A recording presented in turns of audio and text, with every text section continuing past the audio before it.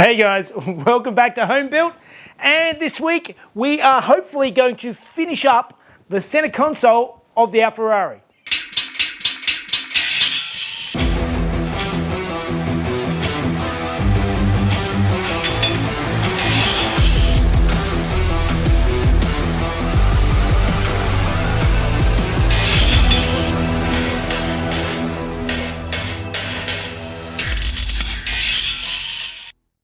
All right, guys, welcome back. Happy holidays. Hopefully you guys had a great holiday period for those of you who celebrated or had some time off or whatever. And I am straight back into it. Today is actually Boxing Day here, so I am getting in straight away. I've had a few days off, but I'm already getting itchy feet to get back into it. The compilation video, which is doing very well on Facebook and YouTube, some of you may be new from that, so thank you for joining us. One of the interesting things I realised the other day is I've had so many comments from people who send me a message and say, oh, can you build my car for me?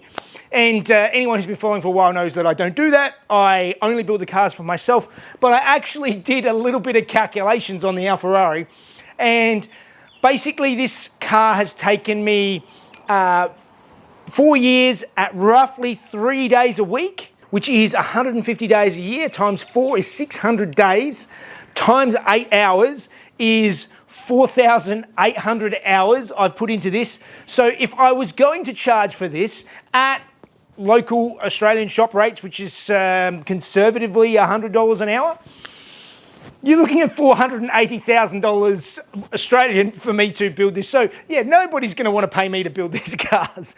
So if you get a very high quote to restore a car, that's because it takes a lot of time. Now, there are things I could have done quicker. There's things I've done multiple times, and I'm filming, so it's slower and whatever. But yeah, you get the idea. This stuff can be expensive just in labor alone. So anyway, enough of me yabbering. Let's start tackling this center console. All right, so to finish off this center console, there's a couple of things I need to do. It does need a covering. I'll show you that in a minute. But before I take it out, I want to get some measurements because I need to make a gear boot for the gear stick and also for the handbrake. And to do that, what I'm going to do is I'm going to go through and put the car into gear in the longest gear, the furthest gear from the corner. So for example, I've put it up into 5th to get this lower corner here, and I'm going to measure the distance that I need, 135. So if I get the minimums everywhere, I can add a little bit of allowance and just get the right measurements to build my own gear boot that fits nicely.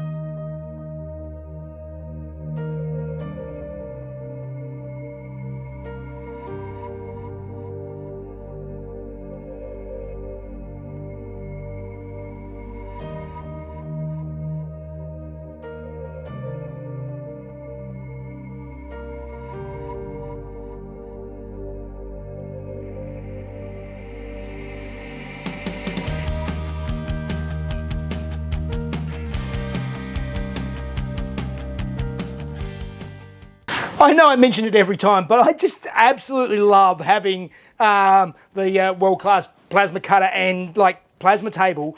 It makes life so much easier to just be able to draw in a piece and cut it out. It's hot, but yes.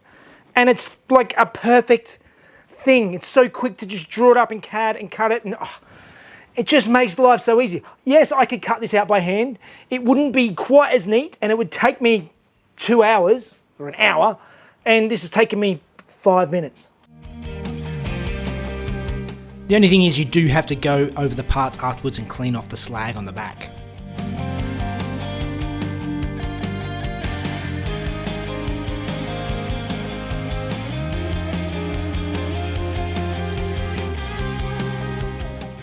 All right, well, that machine is fantastic as long as you design it right. And I cut this one out first and realized that when I made the design, I got distracted halfway through and did a parallel edge outside of the shape I wanted rather than inside. So this is way too big, and I've got this one, which is actually the smaller one that I actually need.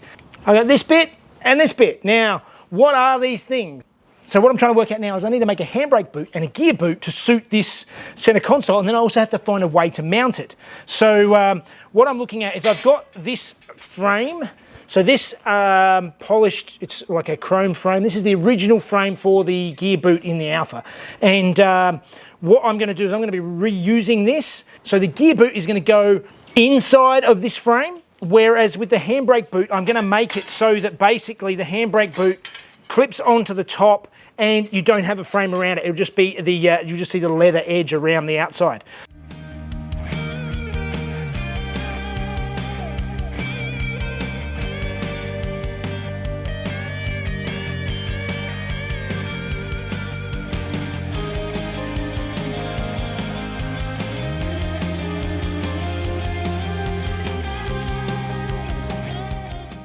And there we go. So this this plate, actually, it sits narrow, but I needed to make it that way so that it could fit around the things that are already in the car.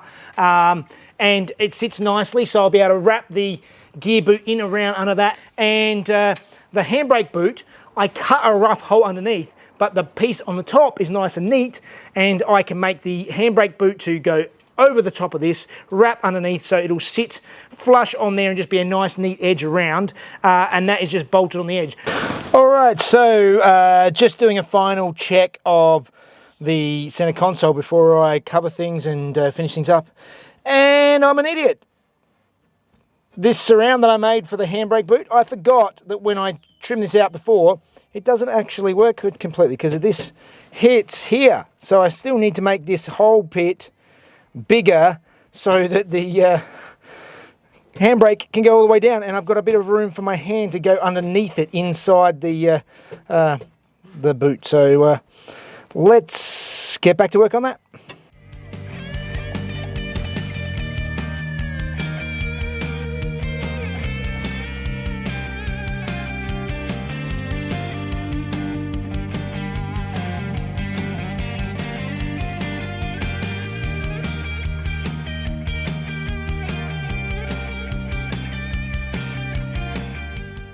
All right, so I've gone through, I've made enough space now for my hand to fit in to actually put the handbrake on, and I've sanded down all the center console pieces and also the dash pieces. So now it's time to cover them. I spent a lot of time going backwards and forwards with different options to cover them. There's been heaps of suggestions that I leave it raw aluminium and I polish the little circles into it. It's going to be too shiny. It's not what I'm looking for. I considered painting it the gloss silver that's the stripe in the center, but again, I didn't like the idea of that being sort of too much like the outside and not really fitting of the era.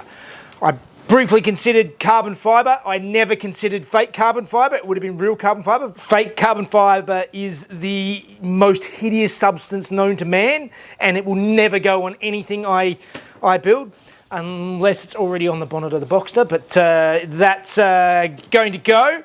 I've decided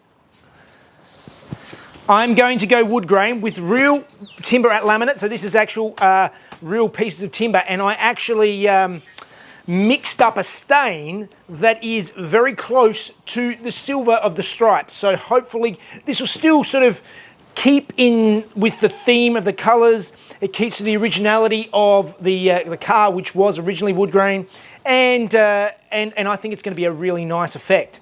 Now, I haven't really done much of this before. This stuff is actually only about 1 millimetre thick each. They're very thin, but because they're all cut from the same piece, I can book match them by laying them over. So even though I don't have enough to cover the entire length, I can lay it on and flip it over and have them match in, and hopefully it just looks like a nice seamless finish.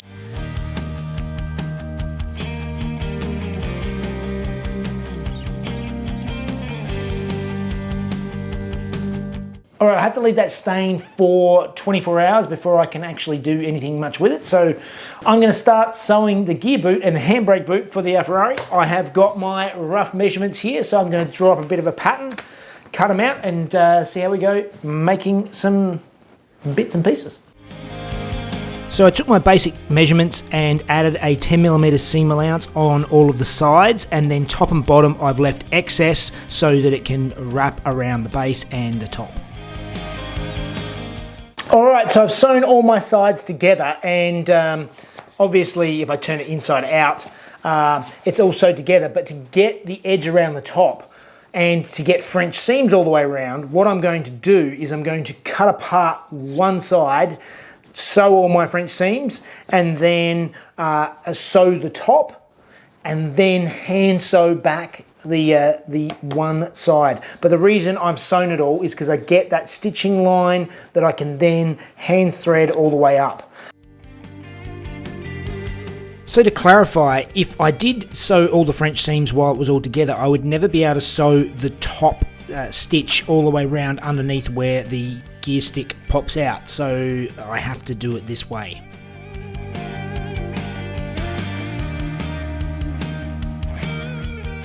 So I finished off the French seams and I worked out the diameter of the top of the gear stick and then marked that out around the top of this piece, cutting each stitches back so it's the right size, and then I can sew a neck all the way around.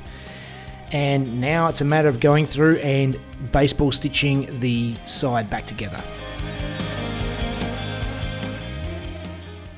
Alright, so the point of all that was I had to go around and make French seams all the way around, and where is it? The one that I sewed together, it's not perfect, it sort of looks a little bit baseball stitching, but that will be hidden in the front corner, and the top edge, I've still got to burn off some of these threads, but that will sit over the top, and they'll be sort of mostly hidden sort of up underneath the lip on the gear stick. So there is a gear boot, and basically it'll wrap over this frame, and I'll glue it onto the frame, and then the surround will clip over the top and we'll have a nice gear boot. That's the plan, so let's do the handbrake boot.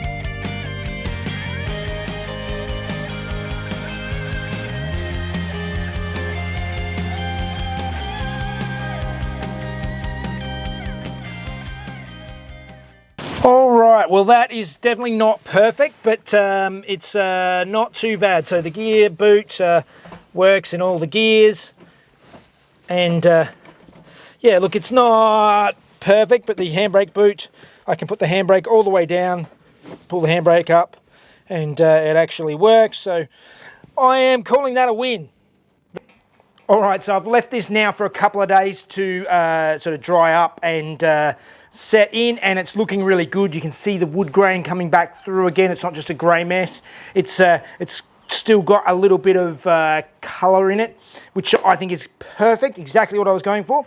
So what I'm going to do now is I'm going to glue it on. My neighbour Gary is does a lot of high-end woodwork stuff, and he actually is the one who gave me these bits of veneer, and there's a specific spray that was that he was given for doing this, so he's given me a bottle of this. So we're going to clean up the aluminium and get these things ready to go so I can just stick them down on the top and we can have real wood grain over the aluminium.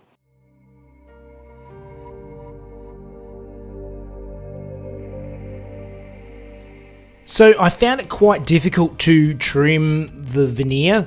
I tried multiple different methods. I did try a hacksaw blade, but ultimately I found the Stanley knife was the best. But I had to be conscious of the grain of the wood because it could catch and actually split the wood on the piece that I'd want to keep. I found the step drill the best for the buttonholes, but anything bigger I use the Stanley knife. It was quite easy to mess it up, and you can see here I have to peel it back off again and try again.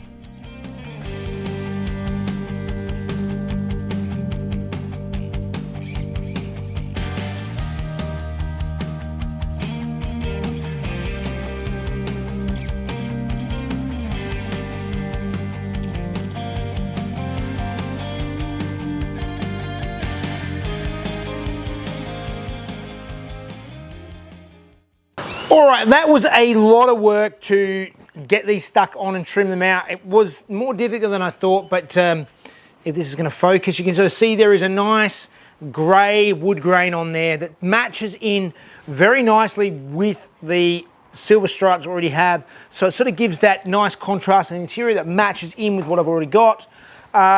This was definitely more challenging to try and get a lot of the cutouts and stuff sort of looking neat. There's a few little bits where it was sort of difficult to get the panel to lay down properly and stuff like that.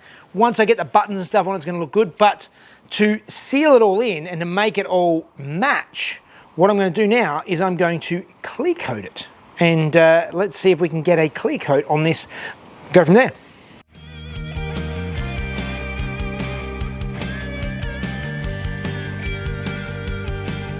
And to finish the pieces, I'm using Concepts Automotive Polyurethane Clear.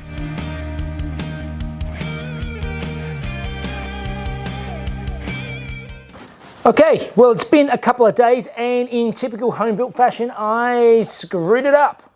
So after clear coating it, there is definitely some things that I am not happy with. So this panel actually didn't turn out too bad. Now there's lots of like little surface dust and stuff like that, which I knew was going to be an issue. I always plan on sanding this and clearing it several times to get that nice finish. But even this piece, which is probably one of the best ones, where the wood split and you can sort of see the clear enhances all of the defects. So that's something I'm going to have a bit of a look at, but I think that can be saved. The big issue I had is on these bits, because the wood already had a bit of rippling in it. It did not sit flat, and you can see in the light there how rippled that is. It didn't stick down properly, and I think a lot of that is to do with how I laid the wood on. It already had a ripple in it, and because I didn't sort of press the ripples out as I laid it down, it's stuck all close together, so the ripples won't stick down. They'll just keep popping back up again. So that is a fail on this bit, and yeah, this bit is pretty horrible as well. So I think we're going to peel it off and do it again.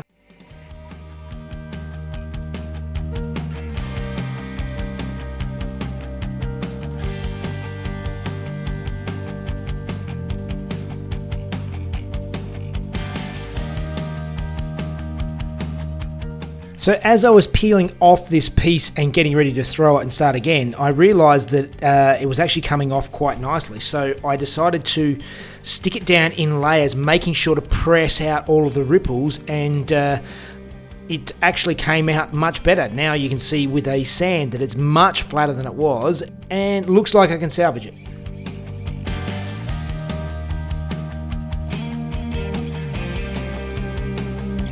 So now I'm trying to do the same with this much more complicated piece, which is going to be much more difficult because there are curves in both directions. So there's ripples going with the grain, and then I still have to make it stick into the deep corners. But it seemed to work, and you can see now it's sanding out nice and flat.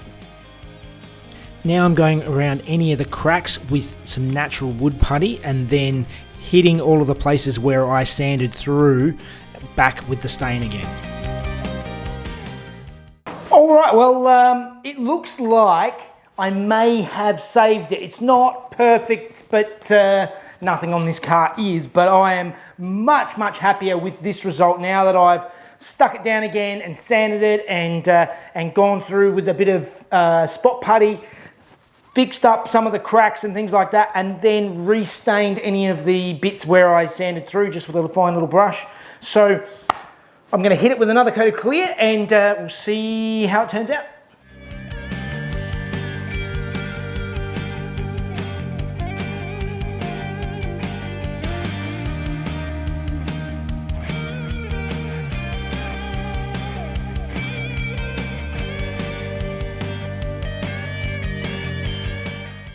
All right, well, I started painting the clear and I had a massive fail. So you can sort of see these bits here. It actually shows up well on camera where I put the stain, and the trouble is that stain is obviously way off color because it doesn't seem to want to soak into the timber below. So I left a bit of the stain on there and the whole thing just looked horrible. Had these little gray spots everywhere that didn't match in.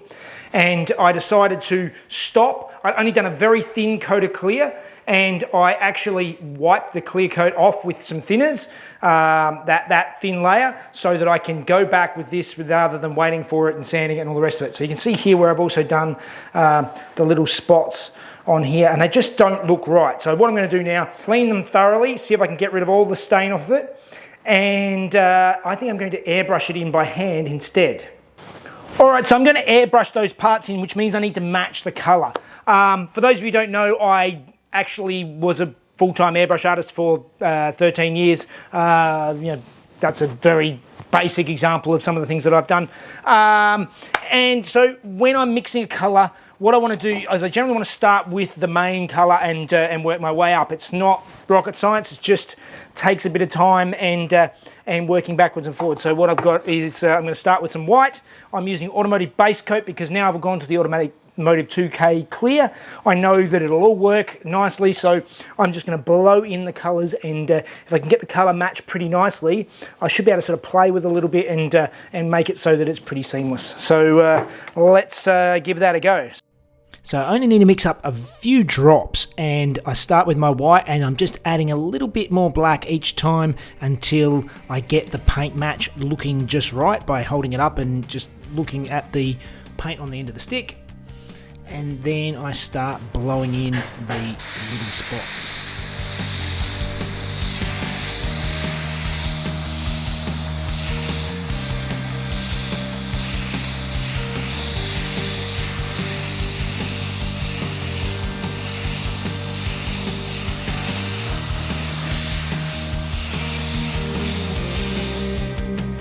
So the wood grain is really forgiving with the airbrush. As long as you follow the grain, it has all these different textures in it anyway, so it's very easy to blend it in and hide your little imperfections.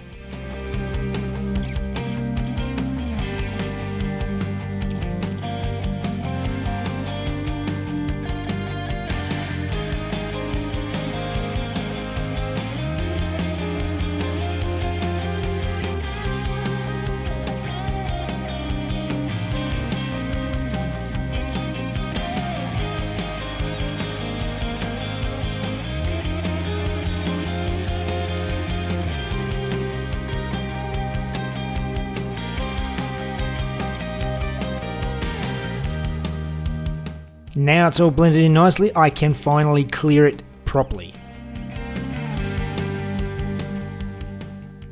All right, well, they came out pretty good. There are some bits where it's a little bit wavy. I think that's potentially more because it's not stuck down properly, but once I put all the buttons and gauges and bits and pieces into them, it should sort of hold them together a little bit better. Is it perfect? No, but does it match the rest of the theme of the car being not quite perfect? Yeah. The next issue I have is I have these original trims. So this, for example, goes inside the dash here for the surround of this piece. Still fits on, and I built them so that they would still work. Same with the gear stick. There's a surround for that. That still fits, no problems. But there's other bits. I needed to do something about the edges all the way around, and I looked everywhere to try and come up with something that would work. I ordered some of that horrible sort of plastic rubber chrome sort of channel people stick on the edges of their doors and bits and pieces on cars, and it's horrible, it looks nasty, and it's not going to work in the interior of this.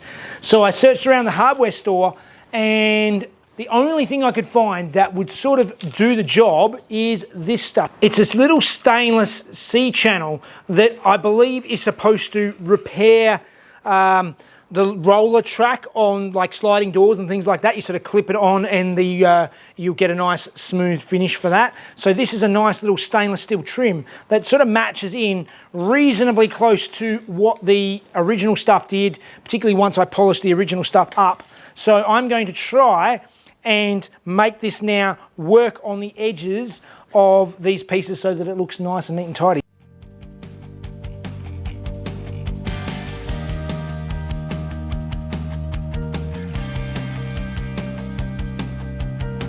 So obviously the trim makes these panels a little bit wider, so I have to go through and trim them again just so they fit into the space.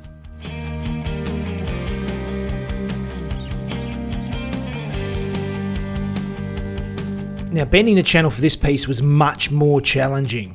I tried a bunch of different methods, and at first it ends up sort of crimping the channel so it doesn't sit nice and straight. What I ended up finding was using a couple of bits of my aluminium welding wire inside the channel while I tried to bend it. Kept it mostly in shape, and I could sort of curve it around as I needed.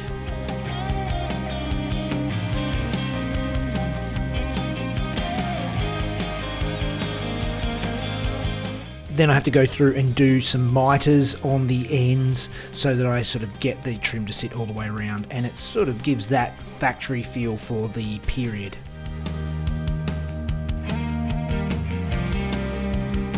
Then reassemble all of the switches, hopefully where they can stay now.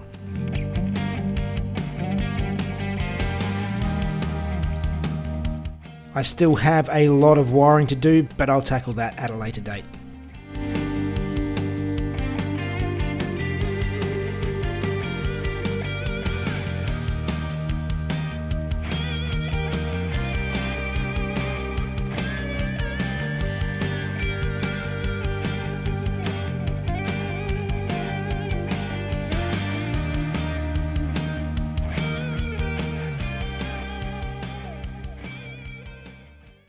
All right, that was a lot of work, but I actually have a center console that looks nice now. I have everything in here, all the buttons are in. Nothing is wired up properly yet. I've run out of time for that, and I still have issues with these side panels not sticking on properly, and there's a bit of a gap here. But the basic concept is there. We have the wood grain all the way through the center at the top. I still have a phone holder to add up here. And the center console is in all the way through, and the whole center console is there, and I am overall quite happy with that. It's not perfect, but you can still see some ripples, which sort of, I mean, you can still see a little bit of texture there, but a lot of it just sort of tells you it's real wood. Overall, pretty happy with that. There's a little bit more refinement to do, but I just ran out of time. The edging worked better than I thought it would. It took a little bit of tweaking, but it actually fits in quite well. Overall, I'm pretty happy. It's almost there. But that is definitely all the time we have this week, so I think it means it's time for Fun Facts with Mrs. Jeff.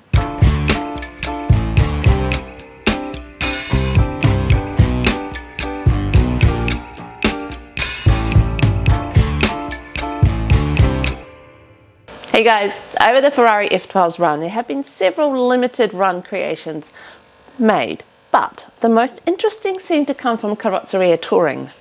At the 2015 Geneva Motor Show, they unveiled the Touring Berlinetta Lusso. Touring converted an F12 Berlinetta into a 3-box shape, 2-seat coupe. The coach-built bodies are hand-shaped from aluminium with a redesigned interior. Only 5 of these were built. Touring then revisited the F12 in 2020, creating something even more outlandish with the Touring Superleggera Aero 3. So Touring was heavily inspired by the Alfa Romeo Disco Volante they built in 2013. The hand-beaten aluminium body now features a beefed-up front end and heavily sculpted doors. But the rear is actually the biggest design change, with a rounded windowless roof section. There's also a rear fin which extends from the centre of the roof all the way to the rear as a tribute to the 1930s race cars. The interior is also completely redesigned with a combination of leather, carbon fibre and billet aluminium. Only 15 of these cars are to be built. All right, guys, and this week we have another episode of Mail Time, and this week I have a package which I first read as from the Poo Filter podcast. And then I realised It's actually Adam Medak's ward, which is the Pod Filter podcast. I had no idea what this was, and then while I was standing in line at the post office to get something else, I squeezed it, and I think I know what's going on in here, so let's have a look.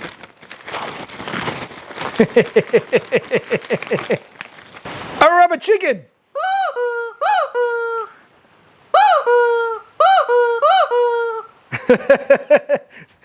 Thank you, Adam. For those of you who don't know what this is, this I am sure is actually so I can tape it up to the beam above my hoist where I raised the Alfarrari into it and dented the roof. So this can warn me if I raise the car up again. So I'm going to take that up there right now.